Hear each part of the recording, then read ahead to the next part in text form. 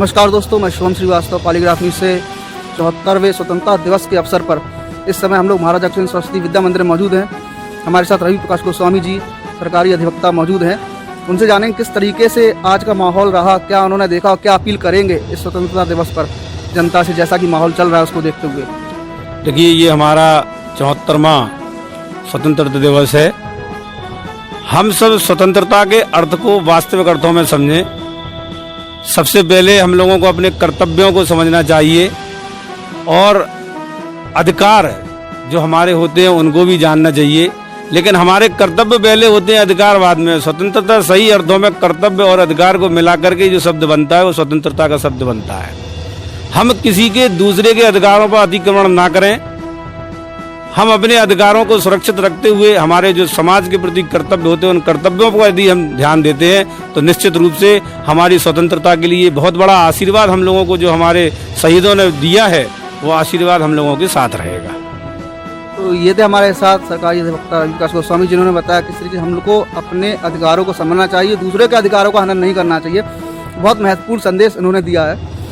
तो दोस्तों, हमारे साथ एक बहुत बड़ी जिसको हम बोलते शख्सियत मौजूद है, जय सिंह सेंगर जी, जो झांसी से राष्ट्रीय स्वयं सेवक संघ के लिए भी अपनी सेवाएं देते हैं और महाराजा अग्रसेन सरस्वती विद्या मंदिर से प्रबंधक भी हैं। सबसे पहले आपको 74वें स्वतंत्रता दिवस की हार्दिक शुभकामनाएं। आपको भी सारे लोगों को हार्दिक शुभकामनाएं। सर, आपसे ये जानेंगे कि जो 74वां स्वतंत्रता दिवस ये मनाया जा रहा है, पिछले 73 मनाए उनसे काफ़ी अलग तरीके से मनाया जा रहा है, क्योंकि वैश्विक महामारी जो चल रही है कोरोना, उसको लेकर जो ऊपर से शासनादेश थे गृह मंत्रालय के कि सोशल डिस्टेंसिंग को ध्यान में रखते हुए कार्यक्रम बनाना है। तो आपके विद्यालय में आपने क्या निर्देश दिए, किस तरीके से आपने शिक्षकों को समझाया और किस तरीके से कार्यक्रम बनाया और क्या अलग आपने देखा, क्या आप बताएंगे? जो सरकार के आदेश थे, सोशल डिस्टेंसिंग का पालन हो और लोग मास्क लगा के आएँ और हमारे जो स्वतंत्रता दिवस है उसके उत्साह में कोई कमी ना आए। तो कार्यक्रम तो मने, लेकिन छात्रों को न बुलाया जाए। उसी के हिसाब से सारे आचार्यों शिक्षकों को कहा गया और एक टोकन के रूप में आचार्य में हमारे छात्र भी आए, छात्राएं भी आईं जो अच्छा गीत गा सकते हैं, राष्ट्रगीत अच्छे कर सकते हैं, उनको बुलाया। ये भी उनका प्रतिनिधित्व भी हो जाए और बड़े ही उल्लास के साथ मनाया। वास्तव में ये अजीब लगा। हम अभी तक जैसा मनाते रहे और इस साल जैसा रहा, लेकिन मजबूरी थी, सरकार के निर्देश थे, महामारी चल रही थी, वो पालन भी करना था और हमारे छात्रों में जोश कम ना हो जाए, कार्यक्रम को ही मनाना था। उसी हिसाब से कुछ कार्यक्रम भी हुए और संबोधन लोगों का भी हुआ।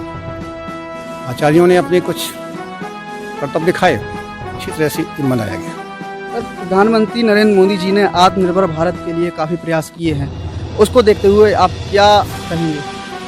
प्रधानमंत्री जी ने जो किया है उसको जितना कहा जाए वो कम है। उनके इस 6 साल के नेतृत्व में हमारा देश हर क्षेत्र में आत्मनिर्भर बन रहा है। सबसे पहले तो हमारे अंदर जो एक भावनाहीन भावना जैसी घर कर गई थी कि हमारा देश गुलाम रहा है, तो हमारी मानसिकता भी गुलामी जैसी हो गई थी और हम ज़्यादा सोच नहीं पाते थे, उसी दायरे में रहते थे। जैसे एक कोरोना काल ही आया तो प्रधानमंत्री जी ने आत्मनिर्भर होने की बात कही और इस कोरोना काल में विपदा को एक उपलब्धि में बदल दिया जाए, ऐसा प्रयास किया। बहुत सारी चीज़ें हम आप सब देख रहे हैं जो यहाँ बिल्कुल बनता नहीं था। हम सारी सब चीज़ें विदेशों से लाते थे, लेकिन अब यहाँ बहुत बनने लगा। इतना कोरोना काल में चिकित्सीय उपकरण इतने बने, मास्क वगैरह है और तमाम कि हम विदेशों में भेजने के लायक बन गए। तो बहुत सारी चीज़ें आई, लोगों में आत्मविश्वास हुआ। कहा जाता है जब संकट आता है आदमी का विश्वास तभी जागता है। तो वो प्रधानमंत्री जी ने हमारे देश के लिए लोगों को बहुत जागरूक किया और आत्मनिर्भर भारत में उनका जो योगदान है बहुत अतुलनीय है। जय सिंह जी, आखिरी और अंतिम सवाल आपसे महत्वपूर्ण भी है कि युवा पीढ़ी आज की कुछ गलत दिशा में मुड़ रही है और जिस तरीके से अभी जो निर्देश जारी किए थे शासन द्वारा इस महामारी को देखते हुए, वैश्विक महामारी को, उसको भी लेकर कुछ भ्रांतियां हैं। उन भ्रांतियों को और युवा पीढ़ी को सही मार्गदर्शन देते हुए आप कम शब्दों में क्या कहेंगे?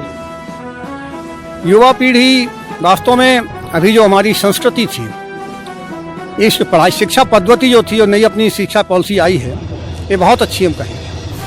हमारा जो मातृभाषा है, वास्तव में विद्यार्थी बच्चा उसी में सीख पाता है। हम दूसरे की भाषा में स्वभावता नहीं सीख पाते, वो नेचुरल गुण जो आने चाहिए वो बिल्कुल नहीं आते हैं, हम उसको रटते हैं।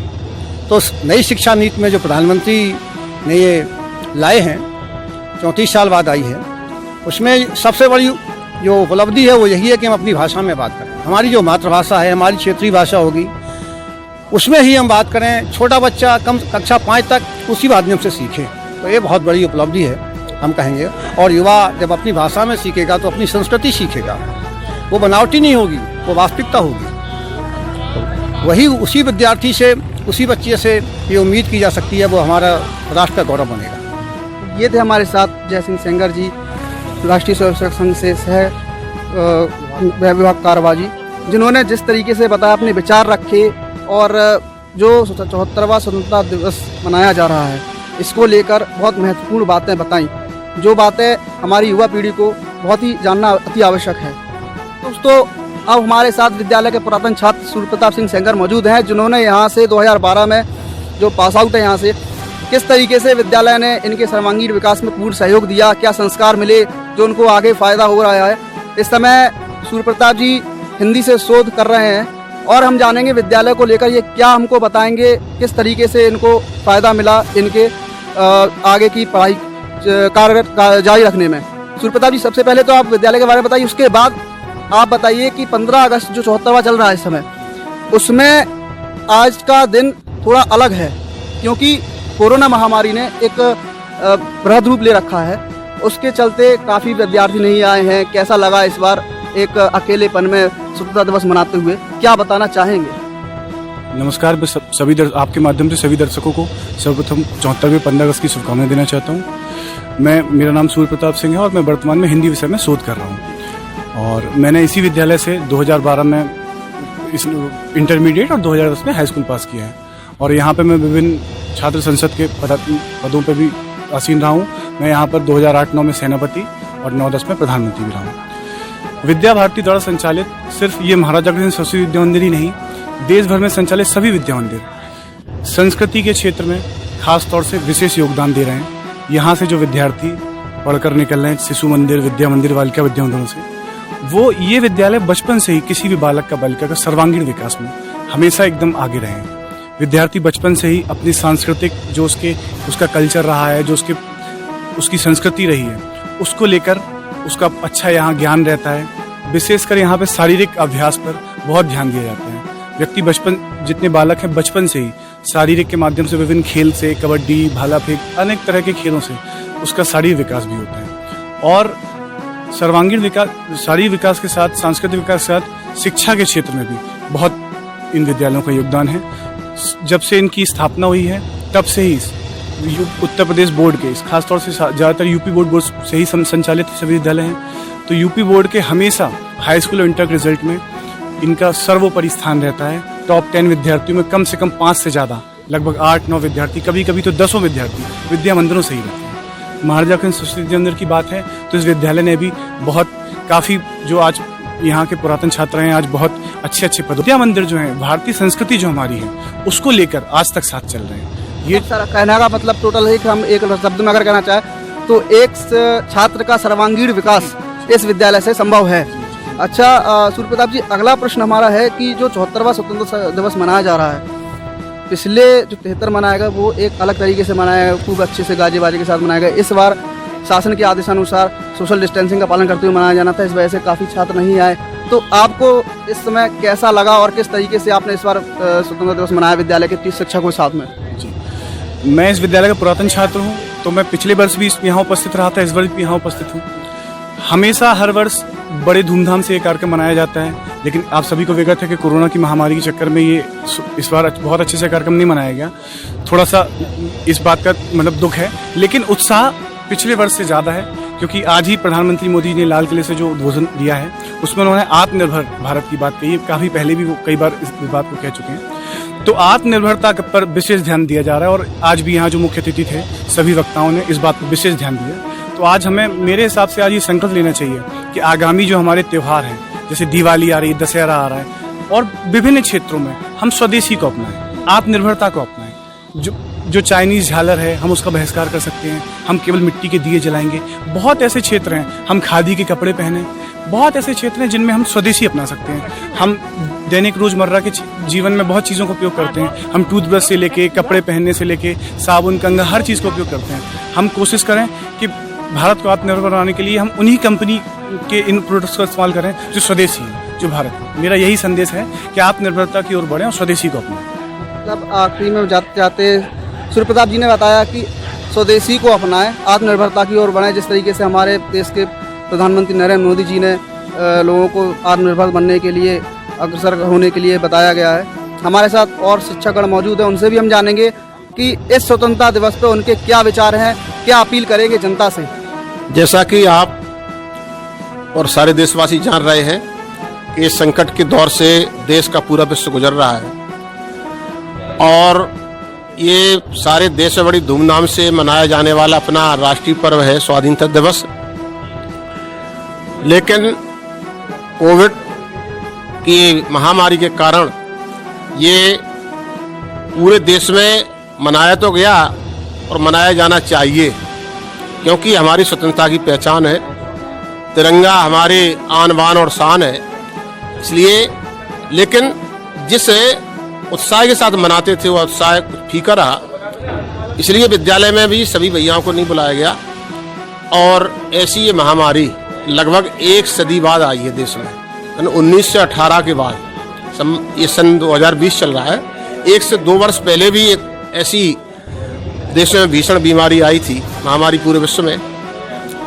उसके पश्चात ये ऐसी महामारी इसने पूरे विश्व को लपेटे में ले लिया है और बड़ी धन जन की हानि हो रही है। लेकिन कार्यक्रम बनाने के लिए विद्यालय में केवल कक्षा के एक भैयाओं को, जो कक्षा प्रमुख है, उनको बुलाया गया। विद्यालय में छात्र संसद होती है, उन भैयाओं को बुलाया गया और विद्यालय की जो प्रबंध समिति के लोग हैं उनको आमंत्रित किया गया। तो लगभग जहाँ यहाँ 500-400 उपस्थिति रहती थी, लगभग 50 लोगों की उपस्थिति में यह कार्यक्रम को संपन्न किया। कि क्या अपील करेंगे इस माहौल को देखते हुए जनता से, छात्रों से, देशवासियों से? हम सभी देशवासियों से और जनता से अपील करेंगे कि हमारा देश प्राचीन काल से ही महान है। यहाँ पर अनेक महापुरुषों ने जन्म लिया और जिन्होंने सारे विश्व में यहाँ से ज्ञान और भक्ति का संदेश दिया, पूरे विश्व को अंक और अक्षर ज्ञान दिया।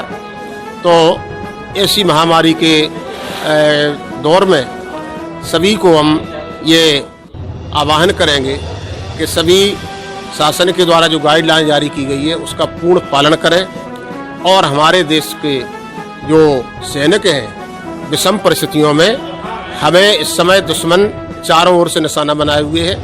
इधर हमारा जन्मजात शत्रु पाकिस्तान है, तो उधर चीन भी, और उसने अपने पक्ष में जो हमारा सदा का साथ रहने वाला नेपाल को अपने साथ में ले लिया है। तो हमारे सैनिक सीमा पर डटे हुए हमारी दिन रात सुरक्षा कर रहे हैं। कुछ सैनिक इस गलवान की घाटी में शहीद भी हुए थे। तो हम देशवासियों से आह्वान करते हैं कि उनको नमन करें आज के पावन दिन पर, कि वह सभी स्वतंत्रता संग्राम सेनानी ही है। जैसा कि आचार्य जी ने बताया, सभी स्वतंत्रता संग्राम सेनानी हैं। देश के जो सिपाही वीरगति को प्राप्त हुए उनको नमन करें। ये हमारे साथ थे विद्यालय के सीनियर टीचर। दिवस मनाया जा रहा है आज 74वां। इसमें क्या है कि काफ़ी अलग है पहले की बात ही। आज क्या आपके विद्यालय में अलग रहा, क्या आपने समझा, क्या बताएंगे आप? आज सबसे विषम परिस्थिति ये रही कि पहली बार ऐसा हो रहा जिसमें छात्र नहीं आ पा रहे, छात्र उपस्थित नहीं थे। समस्त विद्यालय के आचार्य आचार्य कर्मचारी बंधु सभी उपस्थित होकर के सोशल डिस्टेंस का पालन करते हुए प्रबंध समिति के हमारे पदाधिकारियों ने उपस्थित होकर के स्वतंत्रता दिवस का कार्यक्रम मनाया। हम सब लोग ऐसा महसूस कर रहे हैं कि वास्तव में जो संदेश सरकार का है वो भी यदि हम सामने रह कर के दे पाते, क्योंकि छात्रों को वीडियो के माध्यम से सरकार की भी गाइडलाइन है कि वो संदेश भी दिया जाएगा और उनको ऑनलाइन जो पढ़ाई चल रही है वो पढ़ाई के लिए भी प्रेरित करने का काम केवल जो ऑनलाइन ही चल रहा है वो अभी चलता रहेगा। इस आचार्य जी, अभी जो भी शिक्षा का बंधु आए और शिक्षिका आई, आप लोगों ने जो कार्यक्रम किया, लगभग कम से कम 45 से 50 के बीच में व्यक्ति उपस्थित होंगे। उसमें जो शासन के आदेश थे सोशल डिस्टेंसिंग को लेकर, आप लोगों ने उस पर क्या किस तरीके से मैनेज किया, क्या बताएंगे आप हमारे चैनल के माध्यम से सभी को? इसमें टोटल जो शिक्षक हैं वो अपने अपने कार्य में दूर दूर रह कर के लगे हुए रहे, और जो प्रबंध समिति के लोग थे वो भी आकर के अपने सोशल डिस्टेंस के साथ ध्वजारोहण में खड़े हुए, और इसके बाद कुछ लोग तो तुरंत ही ध्वजारोहण के बाद चले गए। और इसके बाद कुछ जो संदेश देने के लिए रहे तो एक दो लोगों ने जाकर के अपना संदेश भी व्यक्त किया। शेष अपनी अपनी स्थान पर अलग अलग जगह पर बैठ करके सोशल डिस्टेंस का पालन भी होता रहे। इसके लिए दूर दूर बैठकर जगह बहुत है, जहां पर हजारों बच्चों की बैठने की व्यवस्था रहती है, वहां पर आज केवल मुश्किल से 30, 40, 50 लोगों का बैठना, इतने अंतर से बैठे हैं, सोशल डिस्टेंस का पालन करते हुए स्वतंत्रता दिवस मनाया है। ये थे हमारे साथ महाराजा अग्रसेन सरस्वती विद्या मंदिर के प्रधानाचार्य अखिलेश तिवारी जी, जिन्होंने बताया किस तरीके से सोशल डिस्टेंसिंग का पालन करते हुए सरकार के जो दिशा निर्देश थे उनको मानते हुए स्वतंत्रता दिवस मनाया गया है आज यहाँ पर। और लोगों से अपील की गई है कि शासन का सहयोग करें, मास्क लगाएं, दूरियां बनाएं। यानी दूरियां का मतलब ये है दिलों में दूरियां ना होने दें, शारीरिक दूरियां बनाएं, जिससे कि कोरोना महामारी पर विजय प्राप्त की जा सके। पॉलीग्राफ न्यूज़ के लिए शुभम श्रीवास्तव, झांसी।